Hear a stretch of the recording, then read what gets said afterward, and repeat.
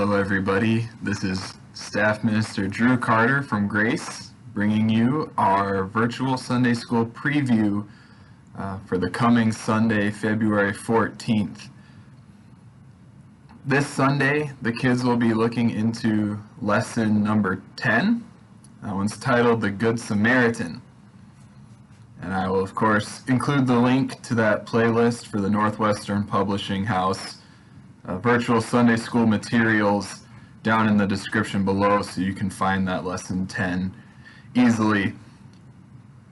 But when we talk about the Good Samaritan, at least as a preview, it gets kind of tricky. It's a fairly well-known story.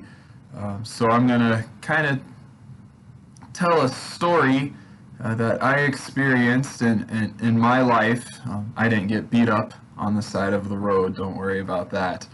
But maybe kind of a modern example of the Good Samaritan. When I was in high school, my dad was driving me to school. I didn't live super close to the high school. It was probably still a good 5-mile drive for me, which isn't terribly far, but you know, my dad was walking me into school or driving me into school, and we see a car wreck on the side of the road, and we did not see the wreck happen. We just saw the aftermath. We saw the two cars smashed together on the side of our road on the way to school, and we didn't think too much of it. You know, you see it and you kind of have to get around it, and so we kept driving. There were already people who had stopped, who had seen the wreck, you know, so you thought, well, we don't really need to help out. There's already people helping them out, and more people just would create a mess. So then as we keep driving, we're approaching the school. The wreck didn't happen too far away from school, and we're getting close to school, and suddenly we see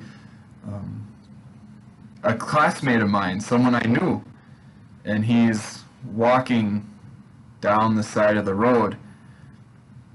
And so we stop to pick him up, and we ask him what happened, and well, it was his older brother who had gotten in the car wreck, and they were panicking, and they both had to get to school, and so my classmate just started to walk because obviously his brother wasn't going to get him to school in that car, and so we picked him up and we took him to school. And I tell that story because for many of us, when we see some kind of disaster happen, it's very easy to think, well, you know, someone else is taking care of it, or I'm sure they'll be all right, or I don't have time today to stop and help. And of course, you know, there are times when people are already helping, but what if that was someone you knew? Like in my story, we didn't know who was in that car wreck, right? As we drove by, we had no clue who was in that car wreck, and then we drive a little farther, and suddenly the realization hits us. We knew the people that were in that car wreck, right? We picked up my friend because we knew him. We saw that he was in distress, and we stopped. And so it's so easy for us to stop for people that we know. So easy for us to make sure someone's getting help.